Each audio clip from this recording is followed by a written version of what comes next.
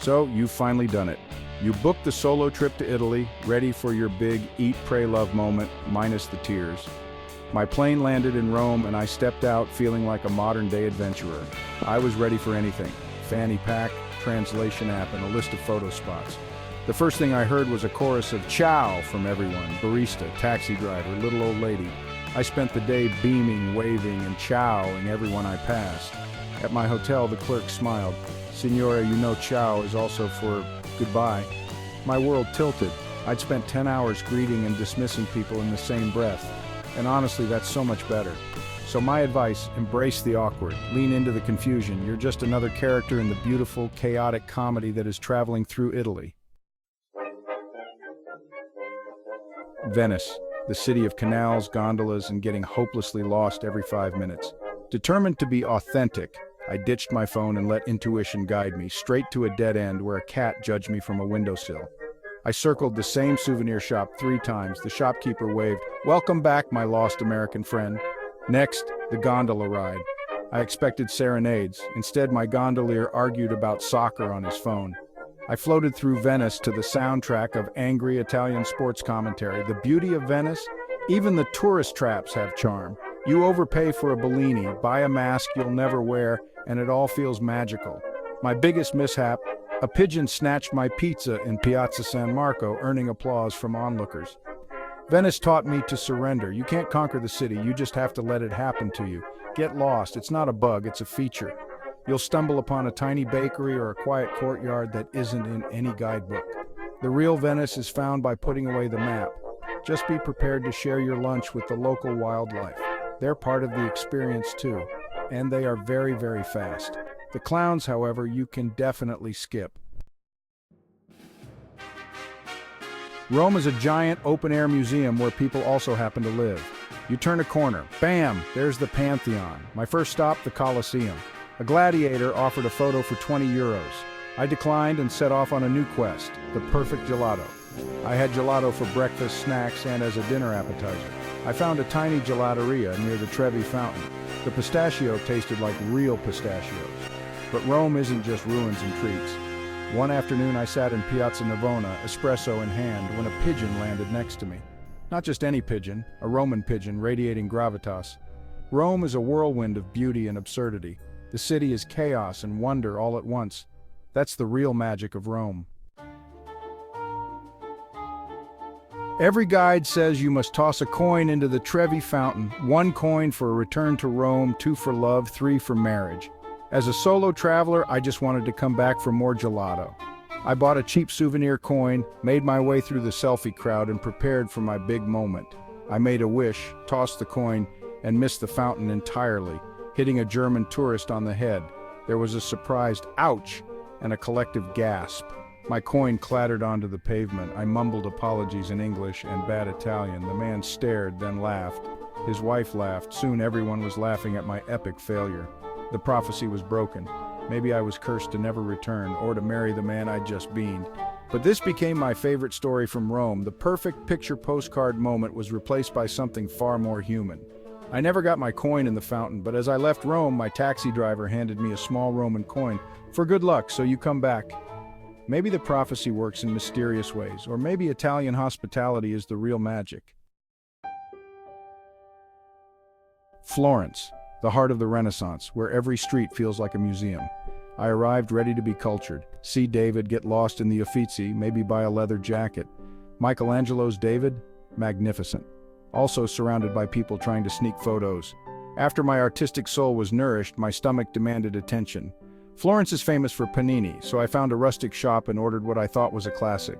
What I got was a culinary tragedy: stale bread, questionable meat, a single sad tomato. Existential crisis in hand, I vowed revenge on bad sandwiches. I asked locals, followed my nose, and found Aliantico Vinaio. The line was long, the sandwich a masterpiece, bigger than my head, a symphony of flavors. The bad panini was just a test, a trial to make me appreciate the good stuff. Next, leather shopping. Every store sells it. A charming salesman draped a jacket over my shoulders. For you, special price. I almost bought a bright red jacket that screamed 1980s backup dancer. I escaped barely. I left Florence with a full stomach, a renewed love for art, and the realization that my style is not and never will be Italian rock star. Sometimes the best souvenirs are the stories you almost regret and the sandwiches you'll never forget.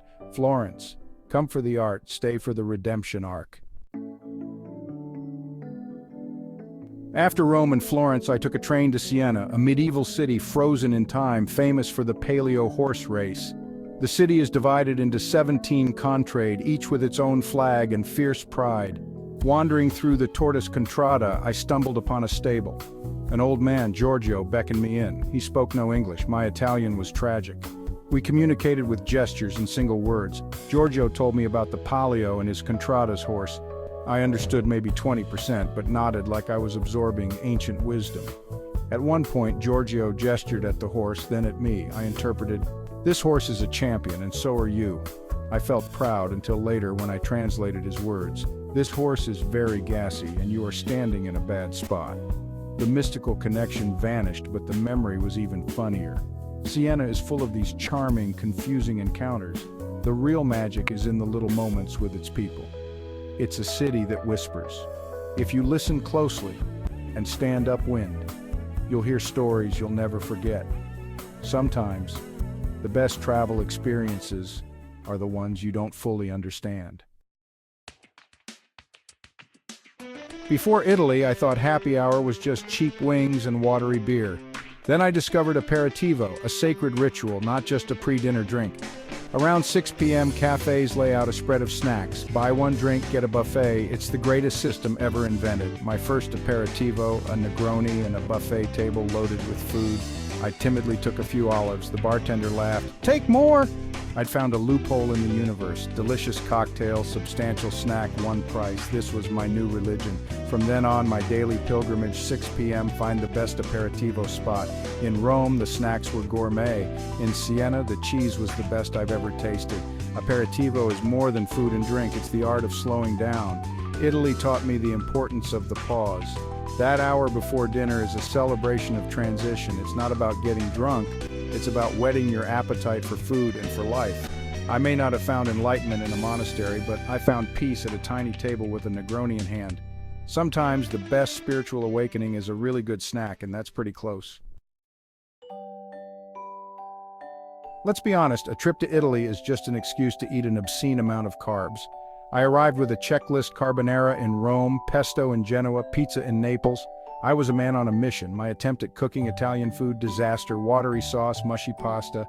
I ate it in shame, then went out for gelato to cleanse my soul. Lesson learned: leave the cooking to the professionals. I became a professional eater instead. There are rules. No Parmesan on seafood pasta, no cappuccino after 11, never cut spaghetti with a knife. I watched a tourist do the latter. The waiter looked like he'd witnessed a crime. The highs were high cacio e pepe in a Roman trattoria, pizza in Naples that ruined all other pizza for me. Food in Italy isn't just fuel, it's culture, history, and love on a plate. And then there was gelato, my constant companion, my trusty sidekick. I tried every flavor: hazelnut, stracciatella, fig, ricotta. Each scoop was happiness. My solo journey was punctuated by these moments of pure joy. It wasn't about finding myself in a ruin. It was about finding myself in front of a gelateria, choosing between two kinds of chocolate. And that, my friends, is a beautiful kind of discovery. As my trip ended, I sat at a Roman cafe reflecting. I hadn't become a sophisticated traveler or unlocked ancient secrets. I came to Italy looking for a movie-worthy transformation. I expected a dramatic epiphany on a cliff at sunset. Instead, my grand realization came in a much funnier package. The truth: you don't go to Italy to find yourself. You already have yourself. Italy holds up a mirror and shows you how ridiculous you are in the most loving way. The best memories weren't perfect photos, but mishaps. Hitting a tourist with a coin, a one-sided chat with a horse whisperer, surviving a panini crisis. Solo travel isn't about being a hero, it's about starring in your own sitcom, bumbling through a beautiful country. The goal isn't to find yourself, it's to lose yourself a little. Lose yourself in Venetian alleys and conversations you don't understand, in the pursuit of perfect gelato. When you stop trying so hard to have a profound experience, that's when the real magic happens. Italy doesn't change you. It just reminds you that the person you've been all along is someone worth taking on a trip. And that's a much better souvenir than any leather jacket or glass clown. Arrivederci, Italy. Until next time.